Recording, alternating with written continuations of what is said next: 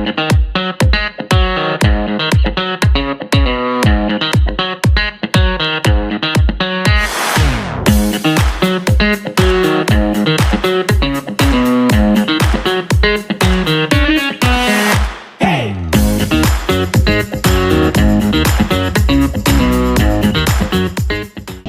Sir Randy, good evening po sir. Pwede po ba natin oras, saglit lang po mag-interview po kami.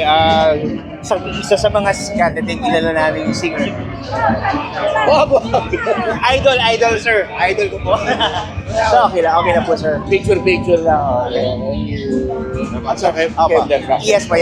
So okay na po sir, interview po namin. Saglit lang po. Ano ba sabihin ko? Okay, ano lang po sir, about sa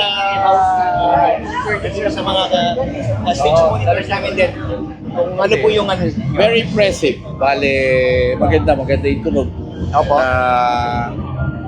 Kasi umiikot tayo dito, di ba? We get to listen to all the suppliers, lahat ng mga speakers. Maganda yan, no? Kaya dapat makilala natin yung may-ari nito. So mga tropa coming from our Sir Randy Santiago, ang isa sa mga kilala din, idol ko singer. Pasado po ba sa Mr. Randy Santiago ang Kepler Professional Oo, Products? lahat naman magaganda eh. Magandang, malaking bagay yung magaling magpatulog si Idol eh. So, at saka yung maganda yung line array nyo. Yes sir. So, buong-buo yung tunog. Mas maganda, pati yung itsura. Maganda. Yes sir. Kaya most especially ito, maliit na mga monitors natin na probably I was asking kung pwedeng dalhin. So like for other bars kasi, minsan malalaki, di ba? Na minsan gusto mo magdagdag ng Yes, monitor sir. for yourself. Opo.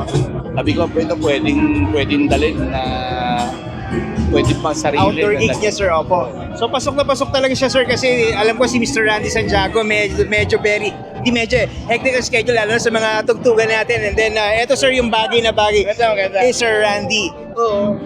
Teka, lalo for small spaces. Yes po, Small bars.